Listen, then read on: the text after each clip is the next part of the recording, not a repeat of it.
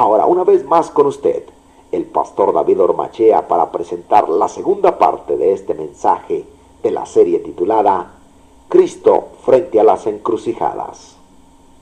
Todos en algún momento seremos malentendidos. De eso debemos estar seguros. Es por eso que necesitamos comprender qué es lo que debemos hacer en aquellos momentos. Y la palabra de Dios nos demuestra que Jesucristo no fue ajeno a estas experiencias.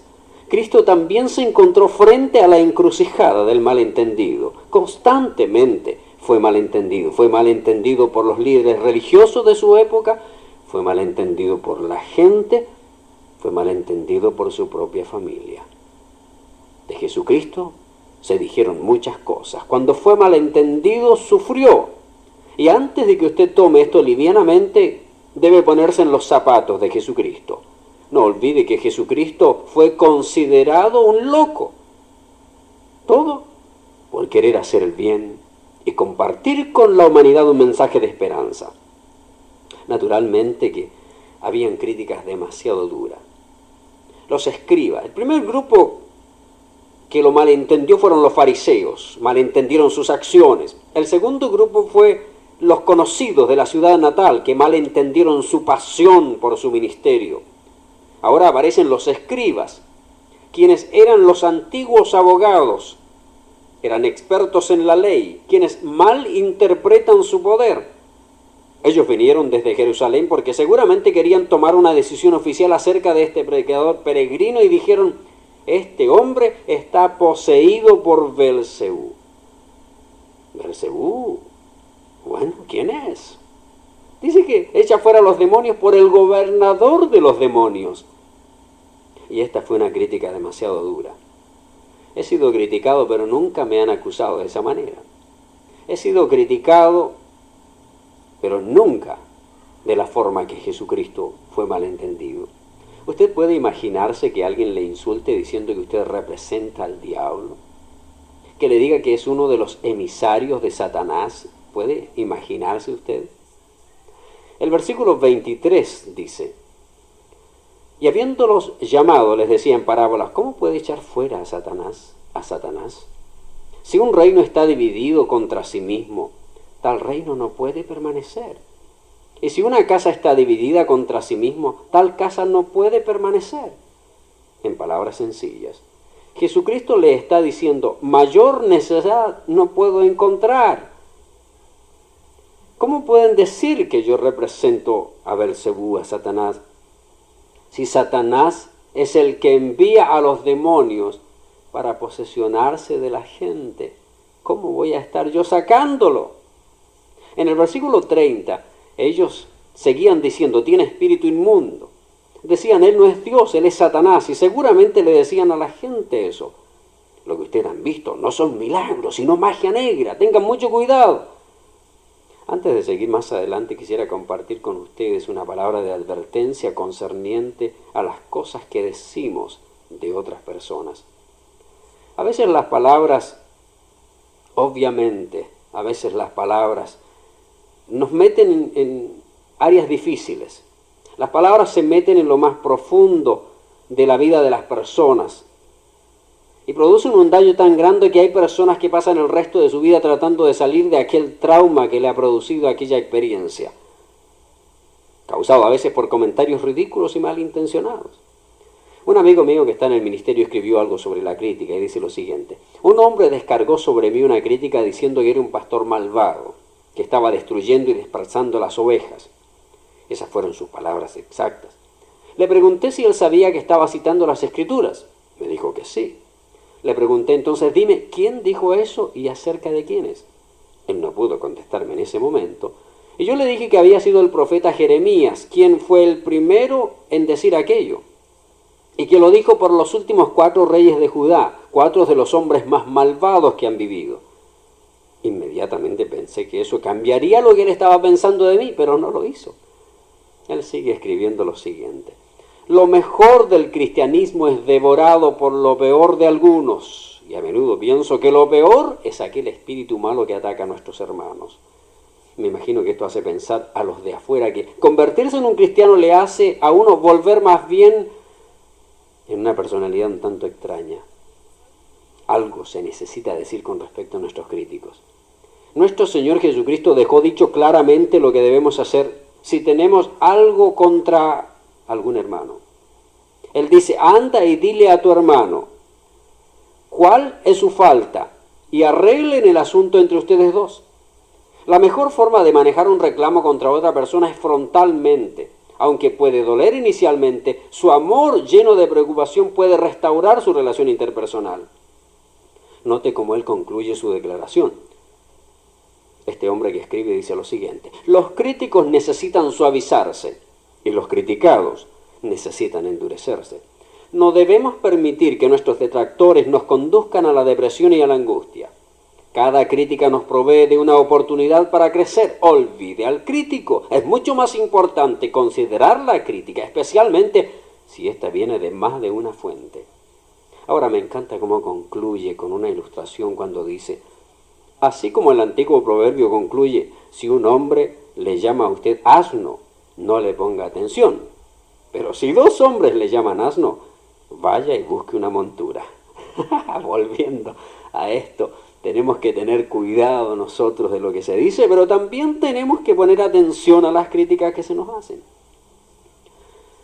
Lo que ocurría con el Señor y la crítica que estaban diciendo de Él, debemos decir que no era fácil aceptarla. ¿Cómo podían atreverse a tratar al Hijo de Dios como un emisario de Satanás? Pero eso puede ocurrir cuando usted malinterprete a una persona, porque en el calor de la mala interpretación generalmente se ataca al carácter. Muchas personas usan este ataque para poder sobrenombres, apodos, y cada uno de nosotros somos capaces de hacer lo peor para poner a nuestros hermanos en situación difícil. Que el Señor nos ayude a controlarnos, especialmente cuando la posibilidad de malinterpretar está presente. Finalmente, y tal vez este fue uno de los peores ataques que encontramos, es que Jesucristo fue mal entendido por sus propios familiares. Los fariseos, primero, su pueblo, segundo, los escribas, tercero, y ahora sus propios familiares. Versículo 31.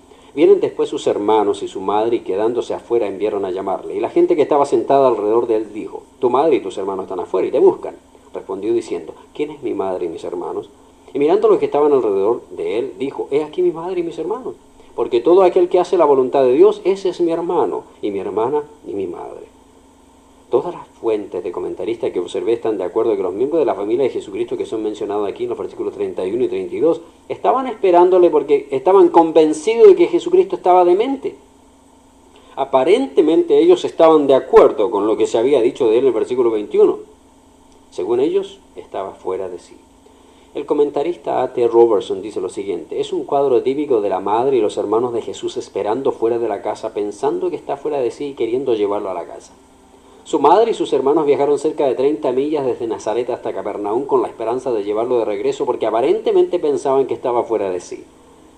Si usted ha experimentado alguna vez el rechazo, el desprecio de algún miembro o un ataque de un miembro de la familia, sabe y estará de acuerdo conmigo que esto es algo terrible. Nos desmoraliza, ¿no es cierto?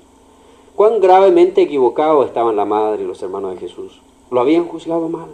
Jesucristo dice, no, yo no necesito salir. Ellos están equivocados. Ustedes son mis hermanos y mi madre. Ahora creo que este es el momento muy apropiado para poder dirigir algunas palabras a todos aquellos que han sufrido una experiencia dura en el seno de la familia. A todos los que forman parte de una familia le digo, por favor, sean muy gentiles en lo que usted va a decir directamente a algún miembro de la familia. Creo que todos necesitamos ser muy cuidadosos a pesar de lo que diga la psicología moderna y de todas las técnicas que quieren enseñarnos. Todavía debemos ser muy cuidadosos de la forma como decimos las cosas en forma directa. Hace algún tiempo atrás conocí a un joven que me contaba que ha pasado toda su vida de adulto tratando de salir del horror que vivió junto a sus padres. Tratando de salir, al escuchar mis palabras me dijo, he escuchado muy atentamente lo que usted me ha dicho y estoy tratando de hacerlo. Que el Señor le bendiga y ojalá tenga victoria. A menos de que usted sea un padre, ya por muchos años, no puede imaginarse el dolor que uno siente al saber que ha fallado. Especialmente cuando usted ha sido alguien que ha querido hacer lo correcto y que ha hecho todo lo posible para hacerlo adecuado y se ha equivocado. Aprecio mucho que Jesucristo no haya salido de su casa mirando a sus padres, mirando a su madre y sus hermanos y teniendo una mala actitud con ellos. Jesucristo estaba diciendo, ellos no me están entendiendo, me han malinterpretado. El señor Warren Wiersbe escribe lo siguiente: la historia nos revela que los siervos de Dios generalmente son malinterpretados por sus familias. El gran evangelista D.L. Moody fue llamado el loco Moody, aunque el apóstol Pablo fue conocido como un malvado también. Así Jesucristo fue malentendido, malinterpretado. Nosotros también en algún momento lo seremos. Creo que podemos encontrar fortalezas en las palabras de Jesucristo y en su vida mientras Él viajaba por estos caminos, cuando se encontraba con algún cruce frente a Él y tenía frente a Él una encrucijada. Cuando nos encontramos con estas encrucijadas dentro de la vida de la familia, son una de las más dolorosas. Ahora quisiera compartir con ustedes algunas sugerencias de cómo pasar por estos tiempos y quisiera sugerir por lo menos 3 preguntas muy prácticas que debemos realizarnos cuando nos encontramos en aquellos momentos, en el cruce del camino, cuando somos malentendidos o malinterpretados. En primer lugar, cuando sea objeto de un malentendido, pregúntese, ¿quién? Es decir, lo que quiero es que considere la fuente de dónde viene aquella mala interpretación. Cuando Jesucristo vivió esta circunstancia, generalmente se puso en los zapatos de la persona y se miró a sí mismo. ¿Cómo lo estaban viendo ellos? Con los ojos de aquellos, con los ojos de los demás.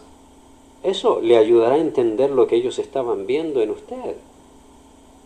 Lo que pueden ver en usted la gente, eso le ayudó a él. Notar lo que la gente veía en él y por qué hacían lo que hacían. Cuando ocurra una mala interpretación, cuando alguien lo esté mal entendiendo, cuando alguien lo esté entendiendo mal a usted, pregúntese, ¿quién lo está haciendo? En segundo lugar, si el malentendido continúa, pregúntese ¿por qué?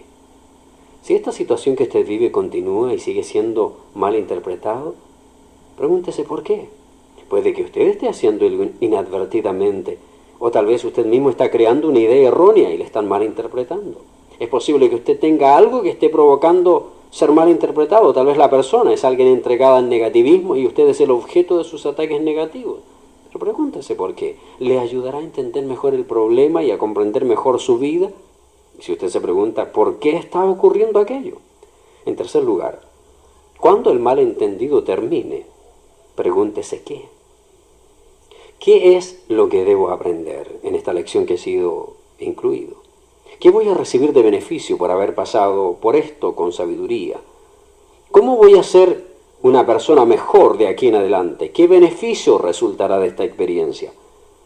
En la primera pregunta, es decir, cuando usted se pregunta ¿quién?, lo que usted está considerando es la fuente de donde proviene el malentendido. En la segunda, usted se preguntó ¿por qué? Usted está examinando la razón. En la tercera pregunta, cuando usted se pregunta ¿qué?, estaba preguntándose cuál era la lección, está examinando cuál era la lección que debía aprender, cuál era la enseñanza que existía en aquello. Creo que al final quiero darle por lo menos 2 palabras que estarían incluidas en todo lo que he dicho. La primera es perdón y la otra amargura. El perdón debe ocurrir. Esto no significa que esté de acuerdo con lo que está haciendo la otra persona. Significa que usted está perdonando los errores de la otra persona. Esto no significa que usted va a tener una relación cercana con la persona que le está malinterpretando. Tal vez lo más sabio sea alejarse, tal como ocurrió con Pablo y Bernabé cuando tuvieron aquella discusión con respecto a Juan Marcos. Pero lo que sí va a ocurrir es que usted va a vivir una vida en paz porque ha perdonado. En ese conflicto entre Pablo y Bernabé y Silas, se fueron a una dirección, Pablo y Silas, y Juan Marcos y Bernabé se fueron a otra. Nunca volverá a leer que Pablo y Bernabé estuvieron juntos otra vez, pero no podemos negar ni podemos creer que no existió perdón. La otra palabra que mencioné es la palabra amargura. Si no ocurre lo primero, es decir, el perdón, entonces entra lo segundo, que es la amargura. Usted se convertirá en un prisionero, en su propia jaula de dolor, en su jaula de amargura, y sentirá que aquellas barras le encierran constantemente. Pueden ocurrir 2 cosas. O la amargura toma el lugar del perdón, o el perdón no se evita la amargura, porque no pueden existir ambas cosas juntas. El señor Ron Lee Davis, en su libro titulado Maltrato, nos cuenta la historia verdadera que quiero relatar a continuación y que dice lo siguiente. Había una joven viuda viviendo en Boston que descubrió una nueva perspectiva con respecto al maltrato y el perdón. Su nombre es Emily. Ella y su esposo, un guardia de seguridad, habían estado casados solamente algunos años cuando una tragedia devastó su vida. El 11 de abril de 1983, el esposo de Emily estaba caminando en un centro de estacionamiento de automóviles en un centro comercial donde trabajaba. Él no tenía un arma en la mano, pero iba escoltando a un comerciante que llevaba $2,000 en su bolsa. De pronto escucharon una voz detrás de ellos que les dijo: «Suelten la bolsa». El guardia y el comerciante dieron vuelta a su cara y estaban allí frente a dos hombres con pistolas, dos hombres armados. El gerente entonces botó la bolsa de dinero. Uno de los hombres tomó la bolsa, el otro abrió fuego. El esposo de Emily cayó al pavimento con un gran hueco en la parte superior de su cuerpo. Después de algunos minutos, ya estaba muerto. Los hombres armados comenzaron su huida. El asesinato de su esposo llevó a Emily a una caída libre de angustia, ira y depresión. Ella trató de eliminar las emociones de amargura metiéndose en su trabajo, pero poco a poco siguió descubriendo que las largas horas de trabajo solamente le ponían más exhausta y aumentaban más su depresión. El tiempo pasó. Uno de los ladrones, un muchacho llamado Billy, fue capturado. Naturalmente, luego de eso fue llevado a juicio. Emily estuvo allí en ese juicio. Observó, escuchó, y mientras estaba sentada con mucha amargura, con mucho odio, mirando al asesino de su esposo, pasaban muchos pensamientos por su mente. Aun cuando la justicia se estaba realizando, ella no tenía un sentimiento de triunfo, solamente una gran amargura, una amargura fría y decepcionante. Ella sabía en lo más profundo de su corazón que ningún veredicto judicial podía repagar el dolor y la pérdida de ese crimen. El jurado encontró que ese hombre era culpable. Cuando el juez le preguntó al criminal llamado Billy si tenía algo que decir antes de llevar a cabo la sentencia, algo sorprendente ocurrió. Billy se paró frente a frente y miró a Emily. Con lágrimas en sus ojos le dijo: «Solo quiero decirle que realmente lo siento». Y luego se sentó. En aquel momento, y tenemos que imaginarnos lo que estaba ocurriendo, en aquel momento algo cambió dentro de Emily. En un momento súbito de comprensión, se dio cuenta que nunca volvería a tener la integridad que tenía, a menos que deje que marche, que se vaya el pasado. En una entrevista que dio al periódico Boston Globe, ella dijo: «Ya estaba cansada de odiar». Y luego agregó: «Se necesita una increíble cantidad de energía para odiar, para estar enojada. Y eso es lo que yo hice por 5 años miserables. Mi vida era negativa. Se necesitó mucha fortaleza para que el asesino pida perdón.